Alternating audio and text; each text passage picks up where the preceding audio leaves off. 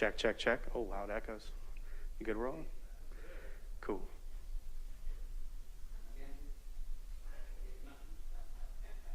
Check, check, check.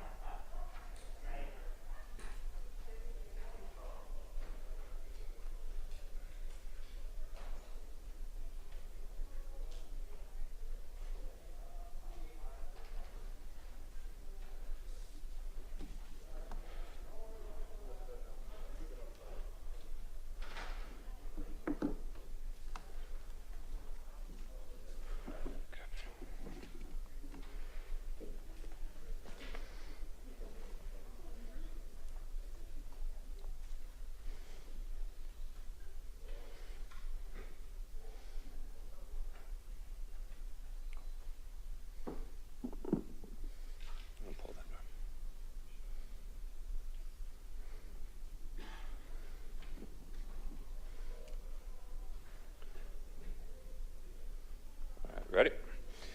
Good afternoon. I want to thank everyone for joining us today. As most of you are aware, last night Governor Gavin Newsom and the California Department of Public Health declared a state of emergency to support its ongoing efforts in response to monkeypox. Today, the County of San Diego is declaring a local health emergency for monkeypox to align our efforts with the approach taken by the state of California. This will also allow us to strengthen our county's vaccination, prevention, education, and treatment initiatives, and will help our county to be able to prioritize more resources such as vaccines when they become available in greater resource, and could down the line provide additional opportunities surrounding funding. Our county has taken the issue of monkeypox very seriously from the beginning, and those efforts will certainly continue in light of what we are continuing to see moving forward. We started mobilizing our monkeypox response near the end of May, towards the end of May, last week of May, around May 23rd, working with our local health partners. In June, we began our public information campaign and efforts providing information, working with community partners and others. June was also when we had our first 2 locally diagnosed cases, and we continued to ramp up our efforts. In July, we aggressively began advocating with the federal government, both to Secretary Becerra and to other federal leaders, that we needed an increased availability of vaccines. This situation that we face today is fundamentally different than the one that we faced in COVID, in that there already is a vaccine, there is treatment, and we know much more about it. It is also order of magnitude less transmissible than that. But the reality is we need more vaccines, and we will continue to advocate and continue to push for a greater supply and availability of vaccines. The county's monkeypox website updates in real time the vaccine status in terms of how many we have received and how many have been administered. Right now, the County of San Diego has received 3,987 monkeypox vaccines, some of them just recently coming in, 3,987, just under 4,000. 2,454 of those have been administered, and 1,533 are being distributed or used by public health for those who have faced exposure. The way the vaccines are distributed by the state of California is based on a formula based on your population, your number of cases, a variety of other factors. The formula the state of California uses for the distribution to counties is also available and is linked to on our monkeypox vaccine page. And so we encourage people that are curious about how the state is allocating them to visit that site. As we get vaccines, some are held in reserves for folks who have faced exposure. We want to make those available and have those available for folks that have been exposed, and the remaining are being distributed to our healthcare partners and with our community partners to highest risk individuals based on a criteria of the risk that they face. We will continue to advocate and push for more vaccines. We need the federal government to move faster, to make more available to the state, and to get them done quickly. We've had 2 vaccine events where 1,400 San Diegans have received them. We've also provided testing and vaccines at our STD clinics. The county has already distributed 110 treatment courses to area hospitals, community clinics, and county clinics. People who have tested positive and are eligible for treatment can get that through their healthcare providers. To date, we've had no deaths and only 1 documented and verified hospitalization surrounding monkeypox. We've launched an aggressive education campaign working closely with community leaders, with partners, with healthcare systems. We do a standing weekly meeting that we have been doing where we bring in community leaders, our public health and others to talk about and hear concerns from the community about what else needs to be done, what should be done, along with sharing information surrounding what we're doing. We've also established a dedicated text alert system. Anyone can sign up for updates on monkeypox by texting COSD monkeypox to 468-311. Additionally, 211 has a lot of information surrounding monkeypox, and people that have questions are also encouraged to call them. All of our efforts will continue. We do multiple presentations. We have done 1 public town hall. We work with our healthcare systems and medical providers, and we will continue to do all of those efforts surrounding that. I also want to thank all of our area local elected officials who have been very engaged in this from the very beginning. I want to thank our mayor, who you'll hear from in a minute. Mayor Todd Gloria has been briefed, has met. We've had multiple conversations, has provided input, working closely. I want to thank our state leaders. President Pro Tem Tony Atkins has been very engaged, talking to the county, advocating with the state, pushing, and I want to say a special thank you to Jason Wise from her office, who's here today, and they've been a regular party to our stakeholder meetings and everything we've been doing. I've spoken directly to Governor Newsom about what we are seeing and what we are facing and where we need to go. I want to recognize and acknowledge Councilmember Stephen Whitburn, who is here with us today, who's also been very engaged in helping distribute information, facilitate conversations with the community, Assemblymember Chris Ward, and multiple colleagues here at the county. You'll hear from Vice Chair Nora Vargas here in a minute. I know Supervisor Lawson Reamer and her team have also been very engaged, and we will continue to work not just with our community partners who have been vital allies and partners in sharing information, distributing information, helping around vaccines and testing and getting all of that out, but also providing a critical link on what else we need to do and where we need to focus. As it relates to the local health emergency, I want to state the obvious. We have come out of a very difficult period around COVID. The situation we face in monkeypox is fundamentally different. This is a very different situation. We take it very seriously, and we are doing everything that we can to respond and move accordingly. But as I mentioned earlier, it is exponentially less transmissible. And we know more about it. We also have a vaccine at the start of this. Now, we need more of it, and we'll continue to push to have more of it.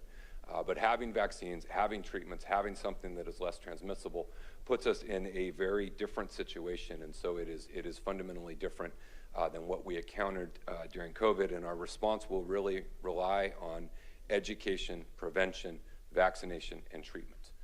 And we think those are the tools we have at our disposal, and we will continue to use those. I also wanted to share on our website, in addition to updating vaccines, we will, effective today, begin sharing the case counts every single day, and we will update that. Prior to today, we were doing them on Fridays. Today's website reflects 46 cases, which is where we are now, which is just what we had on Friday, plus what we've accumulated since Friday, and we will continue to update that every single day, Monday through Friday. We also will be adding to our website the demographic breakdowns, age, gender, ethnicity, other information surrounding the cases, and we'll continue to do that as we move forward. At this time, monkeypox outbreaks are disproportionately impacting our LGBTQ community, but we know that it can spread to others, and it is vitally important that we not stigmatize any individual, that we not stigmatize any community, or we not cast any aspersions. We have a communicable disease that is spreading through our community. It is predominantly now in one community, but it very well could spread to others. And so as we move forward in these efforts, it is vitally important that we not allow individuals to stigmatize or cast aspersions on a community. And we will continue to do everything we can to keep our community safe, to work with our healthcare partners, to work with our community partners, our elected officials as we move forward, and we'll continue to provide regular updates around this as well. I would now like to introduce and welcome Dr. Wilma Wooten, our Public Health Officer.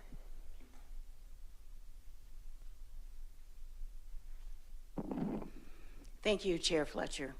Good afternoon, everyone, and thank you for being here today. Clusters of monkeypox cases with apparent local transmission were identified in multiple countries, primarily in Europe, in May of this year. The first U.S. case was confirmed on May 20th in Massachusetts. On May 27th, the first case of monkeypox in California was reported, and on June 15th, the first case in San Diego occurred and was reported. Just 2 months later, after the first U.S. case, on July 23rd of this year, the World Health Organization declared the multi-country spread of monkeypox to be a public health emergency of international concern, which constitutes its highest alert level. Yesterday, August 1st, as Chair Fletcher has shared with you, Governor Newsom declared a state of emergency to respond to monkeypox. As of this date, there were more than 20,000 cases of monkeypox globally and more than 4,000 confirmed or probable cases in the United States, with California reporting or experiencing nearly 80, or rather 800, confirmed or probable cases in 27 local public health jurisdictions. This action will allow availability of personnel, such as pharmacists and EMTs, to also administer vaccines, to utilize state resources for vaccine administration, and to leverage the public health infrastructure related to testing, contact tracing, and as well as case investigation, and community outreach and engagement. All of these strategies were developed and strengthened during the COVID-19 response. So we will leverage these strategies during this response. Today, San Diego County is declaring a public health emergency to manage response efforts to the local monkeypox outbreak, including testing, contact tracing, vaccination, and outreach and education. Now, in regards to the statistics for monkeypox locally, of the 46 confirmed, which are 27, and probable, which are 19 cases, there has been one hospitalization and thankfully no deaths. The ages range from 27 to 58 with a median age of 34. All cases are male, and 39 of the cases have self-identified as gay. One case self-identified as heterosexual, and 6 others are unknown. Lastly, there is at least one case that does not have a travel history and is associated with a household transmission. To prevent the community-wide spread of the monkeypox infection, the key is prevention, and this includes vaccinations. There is a limited supply of the vaccine that is available, which is approved by the U.S. FDA for prevention of smallpox and monkeypox disease. Now, please welcome Dr. Ankita Kadakia, one of our Deputy Public Health Officers, who will provide further information about vaccination strategies, including vaccine prioritization, treatment options, and outreach and education efforts. Thank you.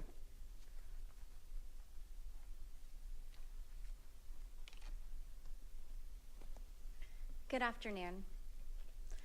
I'd first like to review some symptoms of monkeypox with you for the public to be aware. Monkeypox can present as a characteristic rash, which is a red raised bump. It can be fluid-filled. Additional symptoms can occur prior to the rash developing, and this could be fever, chills, headache, muscle aches, or swollen lymph nodes. I'd also like to review with you the transmission of monkeypox. Transmission occurs by directly touching a rash or lesion or scabs of someone that may be infected with monkeypox. Additionally, the transmission can occur by touching objects that someone with the rash could have touched. And this could be utensils, this could be sharing of linens, bedding, or towels. I'd next like to speak to you about vaccine. Jynneos is the vaccine that the federal government has made available for the prevention of monkeypox. The federal government gives vaccine to the California Department of Public Health, or CDPH. CDPH then allocates vaccine to counties, including ours, based on a formula which is posted on our county monkeypox website. To date, we have received 3,987 vaccines and have administered 2,065 for pre-exposure prophylaxis, the prevention of monkeypox, with 559 being held for post-exposure prophylaxis for those individuals that have been exposed to monkeypox. The remainder of the vaccine is being distributed to area healthcare systems and federally qualified health centers. Additionally, there is a drug available for treatment of monkeypox called TPOXX, or tecovirimat. We have distributed 118 courses of treatment to area healthcare systems, and it is available. I would like to take a minute to acknowledge the stigma that the LGBTQ community has faced due to monkeypox. I would like to be clear that this disease is not caused in any way by the LGBTQ community. This disease can and has occurred in individuals outside of this community, including children, pregnant individuals, and those that are immunocompromised. I would like to leave you with 3 tips for protecting yourself from monkeypox. Limit close skin-to-skin contact, especially with someone who has symptoms or a rash. Know the signs. Check yourself and ask your partner about rash or recent illness. Call your healthcare provider if you are experiencing symptoms. Thank you. I will now pass it over to Vice Chair Nora Vargas.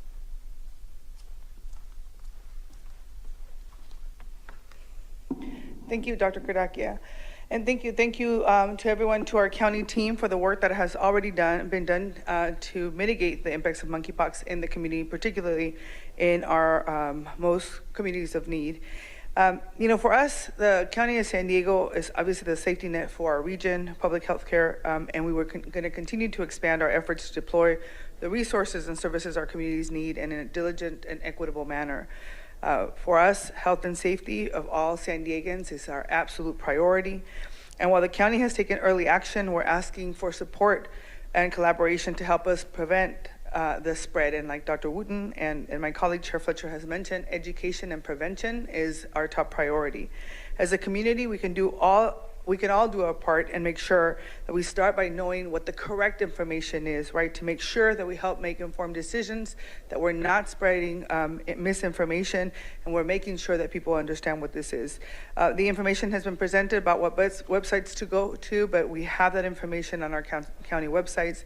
I want to make sure that we share this with our families and with our friends, and that we are making sure that we are aware of what the risk factors are, the symptoms, and what we can do to protect ourselves to make sure that our communities are healthier and safe. Remember, the virus impacts everyone equally in our county. It's focused on preventing the spread by working closely with those the communities that are maybe higher at risk.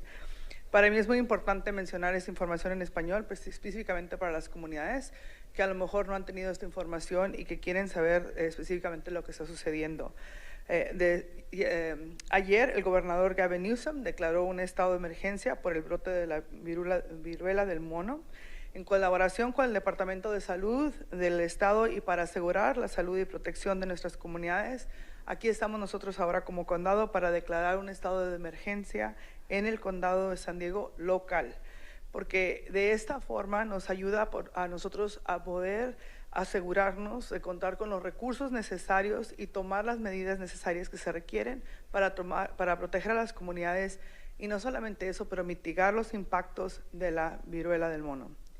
Debo enfatizar que nuestro equipo ya ha estado trabajando en la comunidad distribuyendo información y diferentes idiomas, además en las vacunas. Nuestras comunidades locales tienen acceso a estas vacunas y la información se ha prohibido.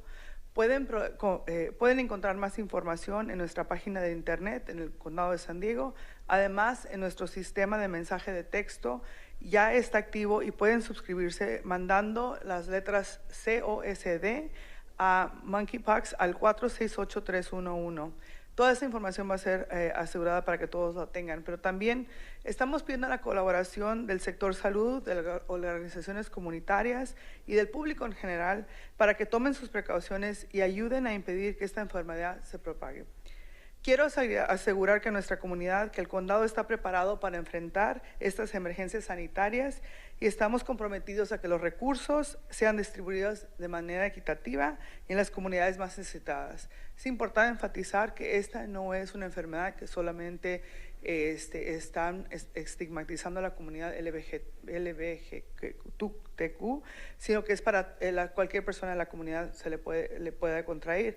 Lo importante aquí es la prevención.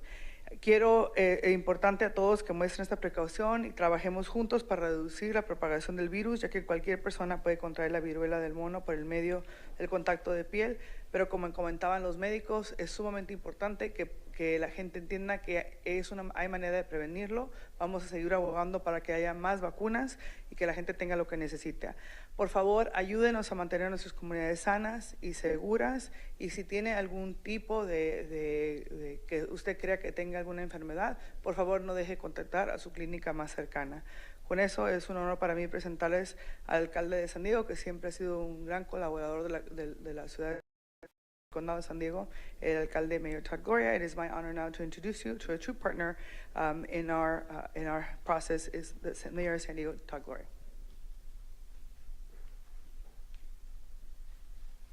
Thank you, Vice Chair Vargas, and good afternoon, everyone. I'm San Diego Mayor Todd Gloria. I'm joined by City Council Member Stephen Whitburn. Maybe just a lot has already been said. I want to maybe hit on 3 points. First, some comments about gratitude. I'm thankful to all of you for being here. The way that we can tackle and defeat this current outbreak is through education, prevention, vaccination, and treatment. And you're a key component of making sure that the public is well informed about what monkeypox is, what it isn't, and how we collectively can defeat it. So thank you for being here. I want to express appreciation to Governor Gavin Newsom for his state declaration yesterday. I think that was an essential action, and I'm grateful that he took it. I know that he's taking this situation extremely seriously. I had the opportunity to speak with him last night. I'm encouraged by his level of engagement. It gives me hope to make sure that we tackle this thing efficiently and effectively. I want to thank Chairman Fletcher, as well as the entire team here at the county, including the public health officials that are behind me and in the audience.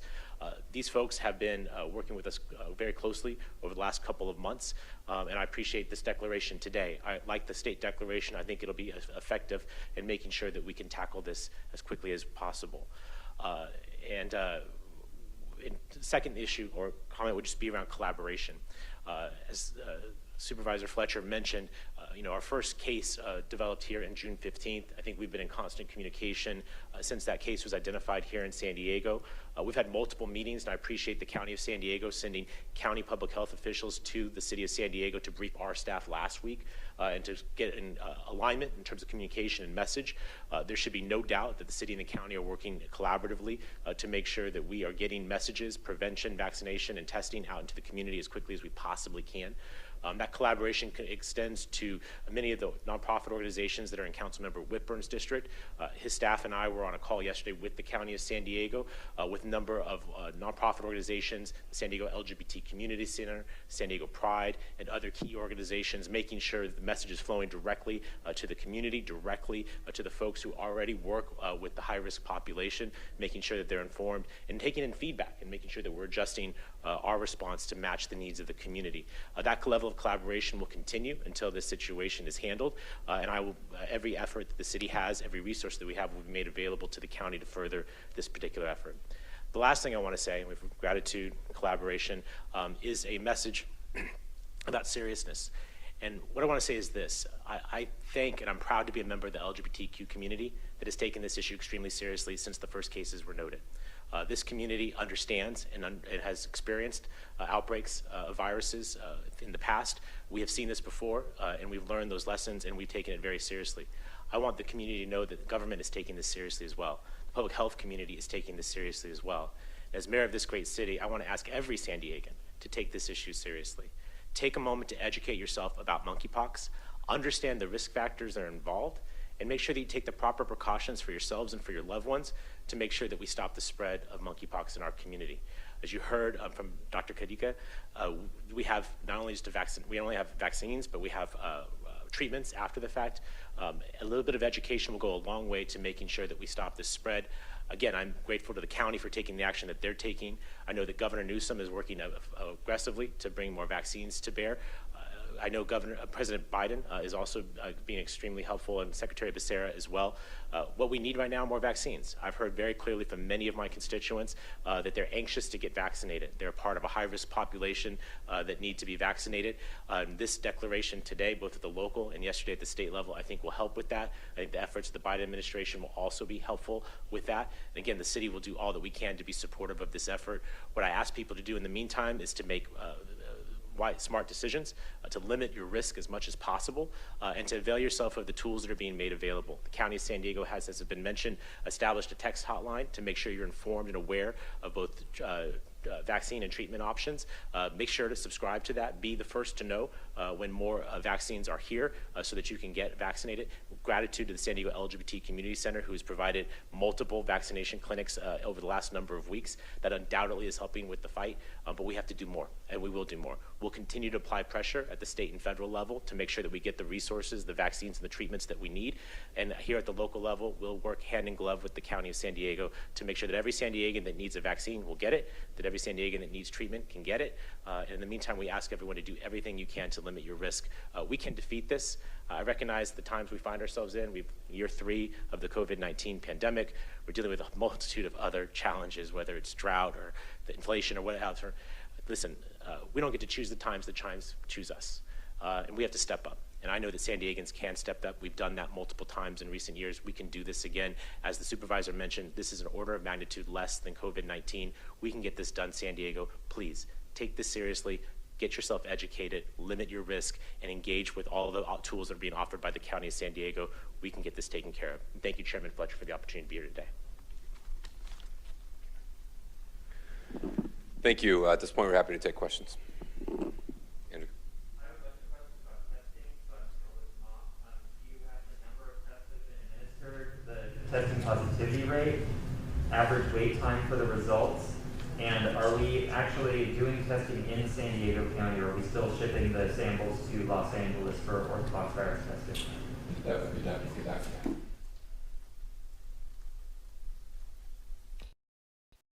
So in terms of testing, I don't have that information in regards to the testing positivity rate or, the numbers that we reported currently today are at 46. So of course that's being calculated. There are 5 commercial laboratories that are conducting testing, and this was really to increase the testing capacity. So any healthcare provider and any healthcare system can send tests to these laboratories. Our public health lab is also accepting testing. And we do also work with LA County as well, and we have for a number of years. But the 5 major testing laboratories include Quest and LabCorp. These are easily accessible laboratories that many practices already send labs to for other reasons. Yes. And the testing positivity rate, is that just because you don't have it in front of you, or are they actually gathering that information? I don't have it in front of me. And I'm sure that we are working based on the numbers. We gave you the latest information that we had today. Can I answer that? Yeah. In order to calculate testing positivity, you need to know the positives and the negatives. We are only getting the positives. COVID-19 was the first disease where we requested, in addition to the positives, the negatives. So at this point, unless something changes statewide, we will not have a testing positivity. We are only, the information that we have and that is being reported on our website is the number of positive tests. Okay. If everybody's going to get tested, how are we prioritizing resources for testing? And of the people who suspect they might have monkeypox, how many of those are just really worried and careful, and how many of those are actually infected? I want to modify my response. If the test comes to our public health lab, we will have that information, but we will not have that information for the entire community. So tests that come to our public health lab, when we are sending those out, we know what the number is that are positive and what the number that's negative, but other entities are only report to us the positive tests. Okay, thank you. And Andrew, I'm going to have Dr. Gadaki. To get a test, you need to have a rash. Absent a rash, they can't perform a test. But if you want to add to that. Say it, That's exactly what I wanted to say. The test is actually swab, and it is done of a vesicle, a rash. So we have to have a rash in order to test for orthopox virus or monkeypox. Paul.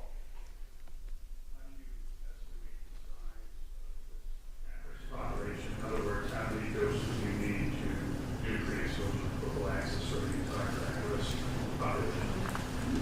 What's the denominator?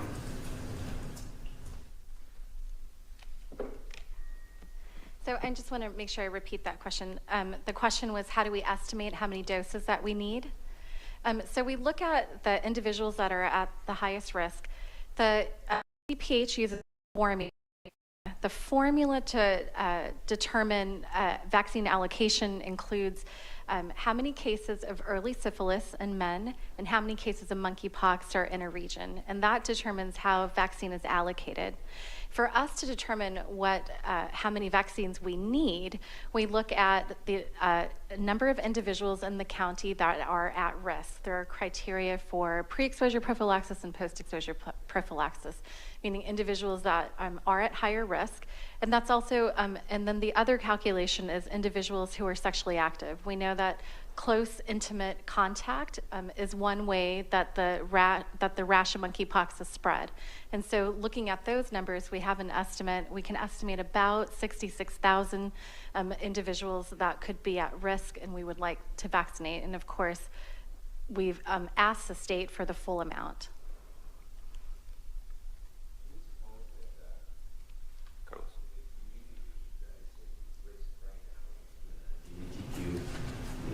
The same thing happened in Riverside County, where there's 38 cases last week, but 6 of them were confirmed, and they were also from the LGBTQ So we understand that because of the vaccines are limited, though they are the ones that are going to be, given the vaccine the first. Right.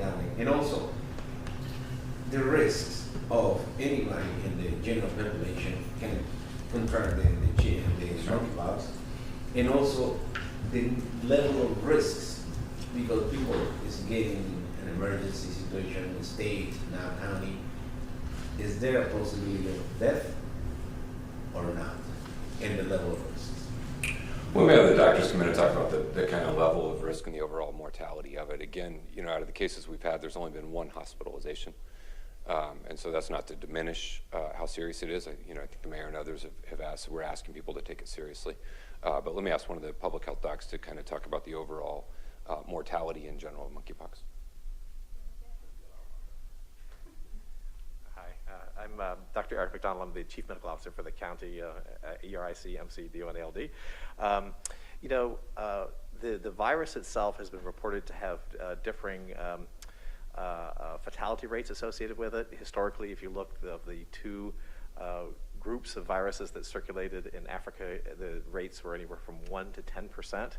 But obviously, we're not seeing that with the current outbreak in non-endemic countries. I think the last time I checked, I believe they had up to 10 deaths in Europe, and I don't think we've had any deaths in the United States. So the numbers that Dr. Wooten gave in terms of the numbers of cases, we think that the fatality rate is going to be much, much lower than what has previously been reported before this particular outbreak. And this may be due to multiple factors, probably access to health care and the general health status of the individuals who are actually affected. You have enough cases of a disease like this. I'm sure that eventually there could be a death in the United States, perhaps in California, but that's what we're trying to avoid by being very aggressive now to get this outbreak under control. Did that answer all parts of your question? Yes, for the mind of the general population, especially in our segment and in Hispanic, 40% of this county is Hispanic, and they trust the news. What can you tell them in that particular risk on their families, and if they contract, that is going to be mortality rates because of this? Right. I think it's evident from the statistics that we've given locally and across the state and the country that the current number of cases are primarily in the LGBTQ MSM community. And so that's the community that has the highest risk. The general population outside that community, I would say, is exceedingly low risk. And that perhaps the best way I can give that answer. Why is that? What do you see that? Well, again, this happens to be the subpopulation this virus went into. The analogy I would use is just, well, no, that's not historically. That's this particular outbreak. Historically, it was actually in specific populations in endemic countries.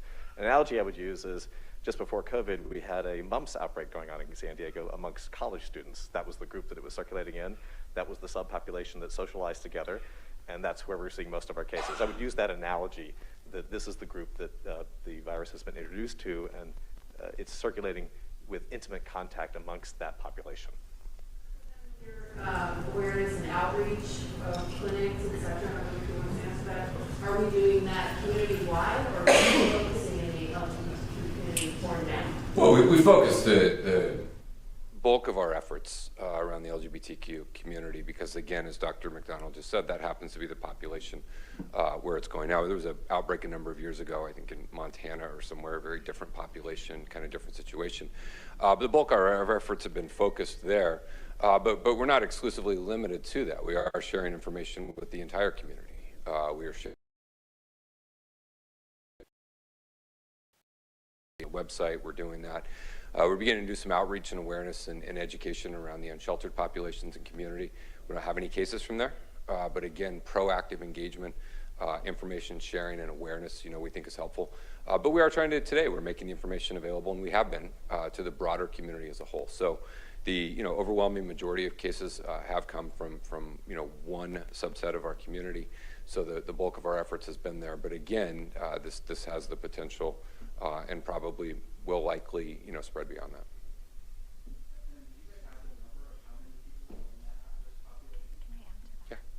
Yeah. I just want to clarify or shed a little light. We're talking a lot about the LGBTQ community. So when normally this infection is seen in West Africa and Central Africa, and it's usually in children, families, pregnant women, and that's where we've typically seen monkeypox. However, this current outbreak has been unusual because it then was seen in Europe, which had a larger outbreak before it then came to the United States. But in Europe, the first reported cases were occurring in individuals that attended festivals. And some individuals from the LGBTQ community happened to attend those festivals as well. And so that is why we're having this conversation and the current outbreak situation, that there has been transmission in the LGBTQ community. But that doesn't mean that it only exists in the LGBTQ community. It happened to be circumstances where individuals were at festivals or large community gatherings. And I think that's an important point too, because again, we're fighting a stigma, and there can't be any stigmatizing what population or subset. Just as Dr. McDonald said, when you had a mumps outbreak, it wasn't stigmatizing college students. That's just where it happened to go first. And so, we have a community-wide response with the priority, the focus now where we see most cases, but it is a community-wide response.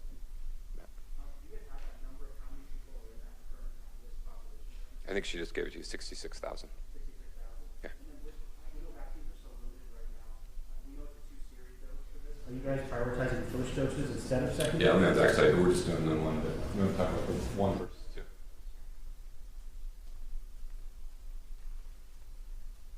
So yes, you're correct. The vaccine supply is severely limited, and that's because monkeypox is a rare disease, right? So the vaccine Jynneos was traditionally made for smallpox, but it is able to be used for monkeypox. And so the federal government has used the Jynneos vaccine from the national stockpile in distributing to states. And so the guidance that we've received from CDPH as well as CDC is a first dose priority. So what this means is the vaccine strategy being used currently is to try to get as many first doses into as many arms as possible. And in this way, we can create some protection for individuals that are at risk by at least getting them one dose. And I want to put the point out there that the Jynneos vaccine, even with one dose, is 80% effective. With 2 doses, there's 85% effectiveness after 2 weeks after receiving the second dose. So there is some immunity after receiving a first dose, which is why the first dose strategy is being used given limited vaccine supply. When we do have vaccine, to go through the second doses, the county would like to go through and try to vaccinate individuals that are due for their second doses as well. But the current strategy is get as many vaccine in arms as possible. Vaccine supply shortages going to go to 2023. What happens between now and then? Yeah, you've been through this with us on vaccines. We don't know. We're advocating for more. We want more. When we get more, we put them in arms. But we can't speculate on when we may get more. We'll keep pushing. Everyone's pushing. Everyone wants more. As quickly as we get them, we'll get them in arms.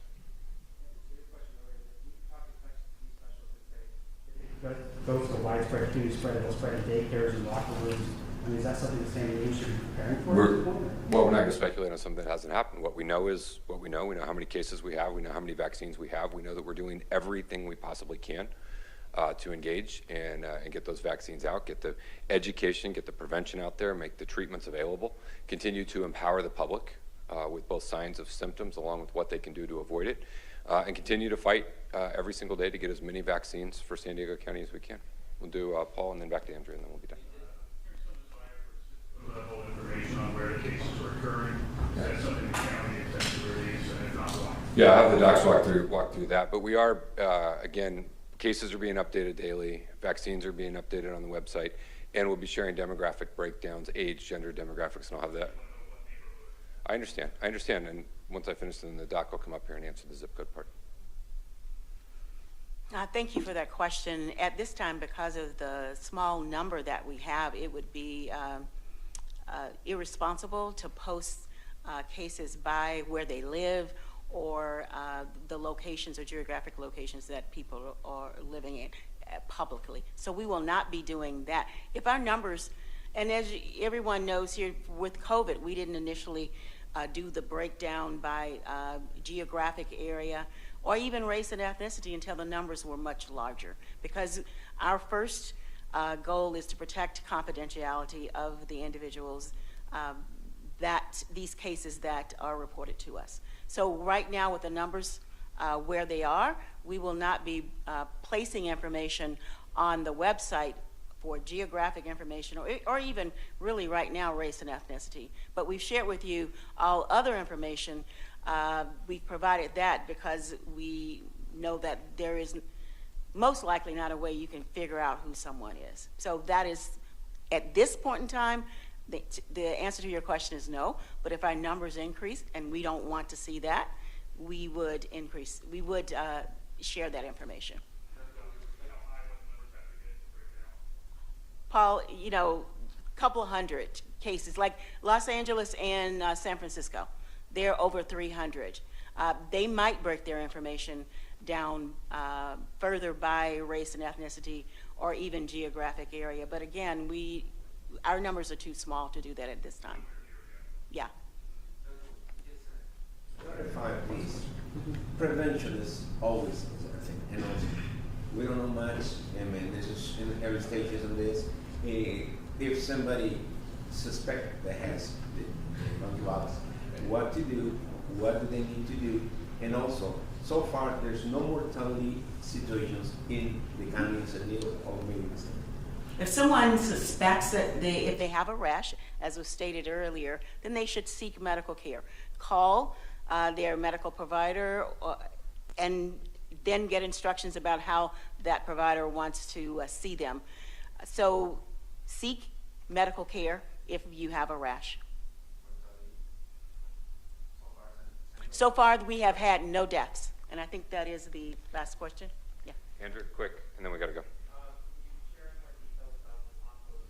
For pain management, was there a question? Was it an ER visit or just an overnight stay? Yeah, we're not going to share individuals' personal information. Thank you, everyone.